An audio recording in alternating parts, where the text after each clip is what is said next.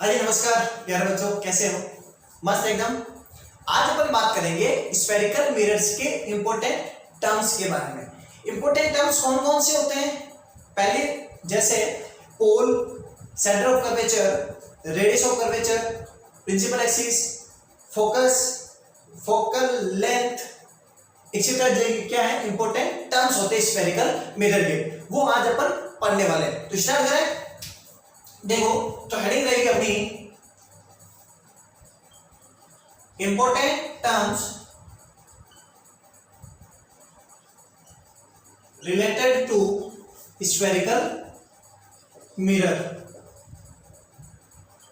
Spherical mirror के important क्या है, टर्म्स क्या है स्फेरिकल रिलेटेड से, स्फेरिकल मिरर से रिलेटेड। तो पहला बात करते हैं पोल की।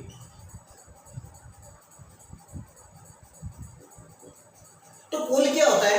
तो स्फेरिक रिफ्लेक्टिंग सरफेस का जो सेंटर होता है, किसी भी स्फेरिकल मिरर के जो रिफ्लेक्टिंग सरफेस होती है उसका जो सेंटर होता है वो क्या कहलाता है? अपना पोल होता है। जैसे ये अपने पास है कौन सा?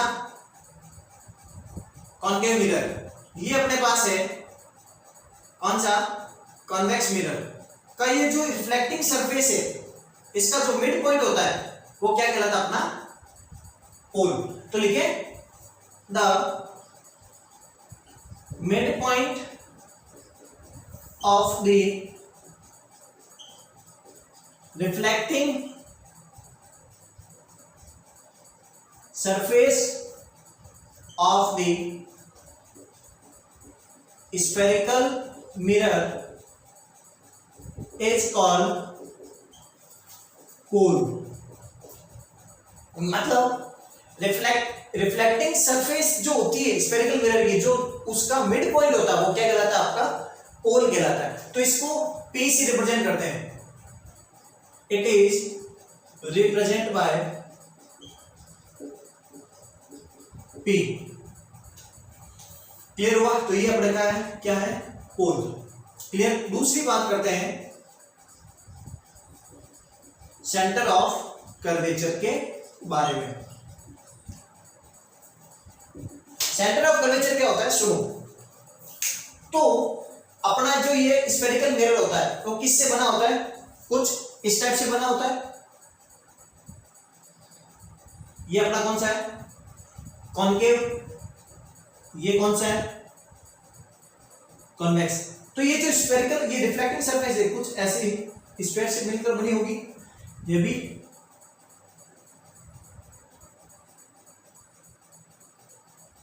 स्फेयर से मिलकर बना होगा। तो ये जो स्फेयर का जो जिससे ये रिफ्लेक्टिंग सरफेस बनी है तो उसका जो सेंटर होगा, उसका जो सेंटर होगा वही अपना क्या होगा? Centre of curvature. Clear. Definition लिखे, the centre of sphere of which the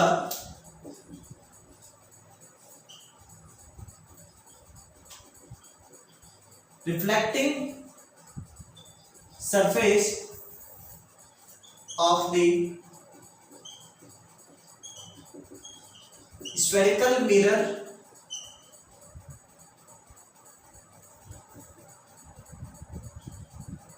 is made.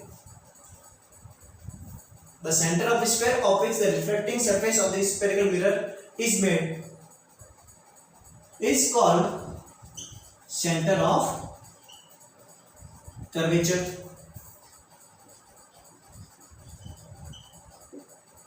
तो ये अपने पास क्या है? रिफ्लेक्टिंग सरफेस है। इसका जो जो जिस स्फीयर से मिलकर बना था उस स्फीयर का जो सेंटर होगा वो क्या कहलाएगा? Centre of curvature. दूसरी बात represent by C। It is represented by C। Clear. दूसरा नेक्स्ट पॉइंट बात करते हैं रेडियस ऑफ कर्वेचर के बारे में। रेडियस ऑफ कर्वेचर क्या होती है?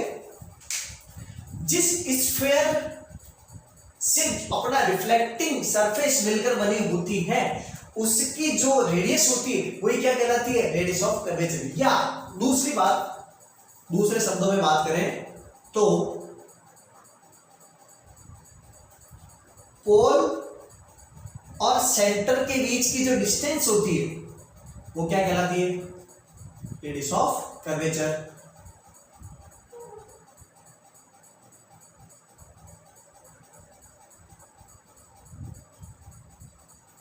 तो लिखें द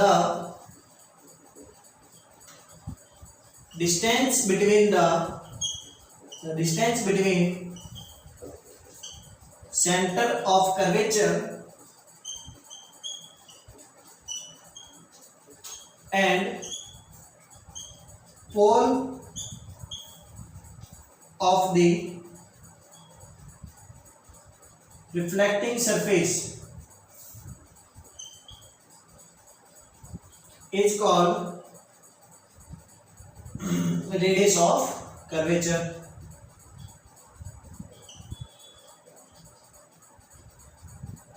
इसको किससे रिप्रेजेंट करते हैं, इसको कैपिटल आर से रिप्रेजेंट करते हैं। It is represented by capital R. Clear हुआ? लिखना चाहते हैं तो देखो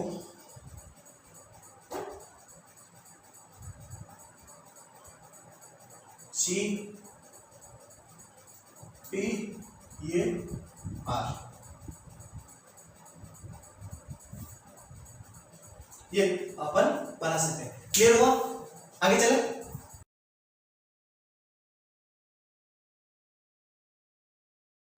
पॉइंट है अपर्चर। अपर्चर क्या होता है, देखो अपना स्फेरिकल मिरर होता है, रिफ्लेक्टिंग सरफेस होती है, उसका जो डायमीटर होता है वो क्या कहलाता है, aperture. The diameter of the reflecting surface of the mirror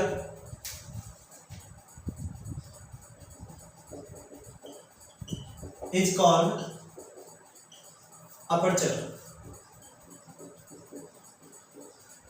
जैसे ये अपना कौन है, कॉन्केव, इसका जो ये डायमीटर होगा वो ये क्या कहलाएगा,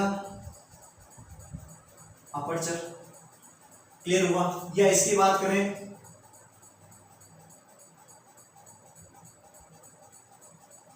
ये जो होगा डायमीटर वो क्या कहलाएगा, अपर्चर। क्लियर हुआ? नेक्स्ट बात करें, नेक्स्ट अपना पॉइंट है, हटा दो ये पांचवा पॉइंट है अपना प्रिंसिपल एक्सिस। प्रिंसिपल एक्सिस क्या होती है, देखो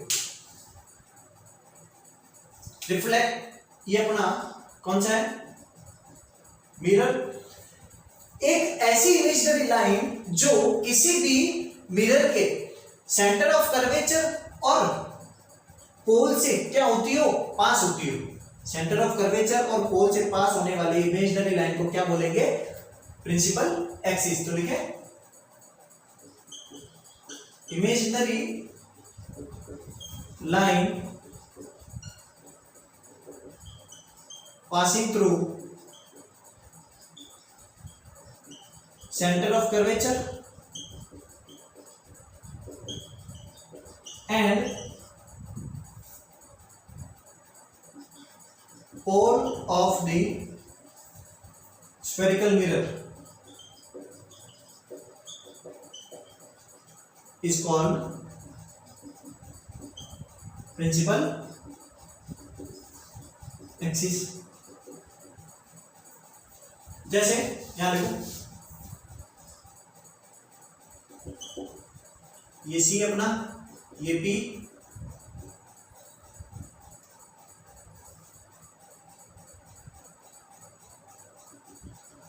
ये सी, ये पी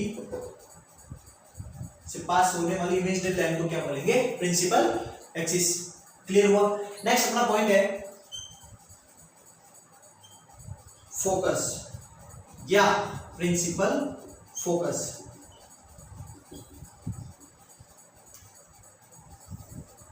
देखो फोकस क्या होता है, देखो किसी भी मिरर के प्रिंसिपल एक्सिस के पैरेलल लाइट रेज जब आती है तो रिफ्लेक्ट होने के बाद जिस पॉइंट पर कन्वर्ज होती है वो पॉइंट क्या कहलाता है, अपना फोकस। जैसे कोई भी अपना स्फेरिकल मिरर है, उसे क्या आएगी, प्रिंसिपल एक्सिस के पैरेलल लाइट रेज आएगी तो रिफ्लेक्शन होगा, रिफ्लेक्शन होने के बाद जिस पॉइंट पर कन्वर्ज होगी वो पॉइंट क्या कहलाएगा, फोकस या प्रिंसिपल फोकस। देखते हैं, ठीक है।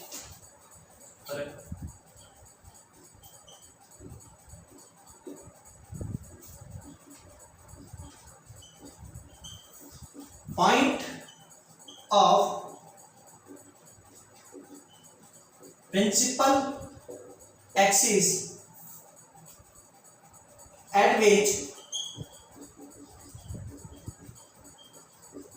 parallel rays point on, at which parallel rays coming from infinity point on principal axis at which parallel rays coming from infinity converge or appear to converge at principal axis. That point is called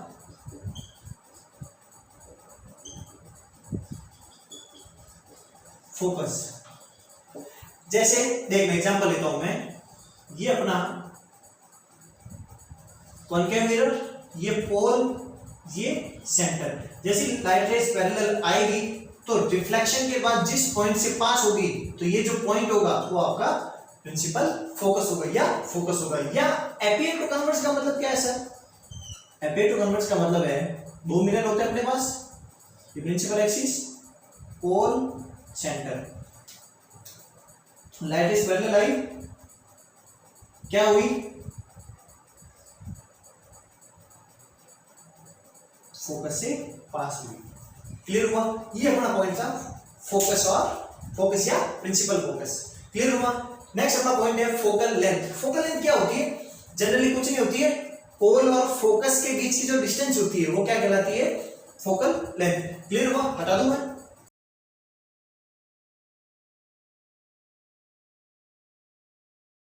next अपना point है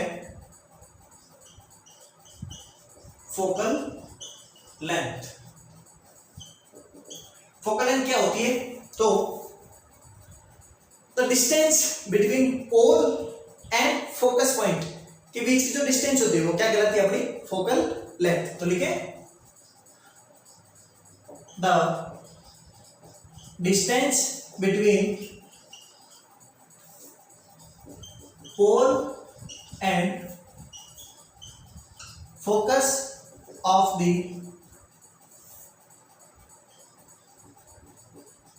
spherical mirror is called focal length। जैसे ये अपना mirror, पोल और centre, ये focus, इन दोनों के बीच की जो डिस्टेंस होगी वो क्या कहलाएगी, फोकल लेंथ। इसको रिप्रेजेंट करते हैं छोटे वाले एफ से। इट इज रिप्रेजेंटेड बाय छोटा वाला f। क्लियर हुआ? ये अपना पॉइंट था किसका, फोकल लेंथ का। एक रिलेशन भी होता है r is equals to 2f। जो रेडियस ऑफ कर्वेचर होती है वो फोकल लेंथ की क्या होती है, डबल। क्लियर हुआ? ये था अपना topic, important terms related to spherical mirror. समझ में आया? क्लियर? Thank you.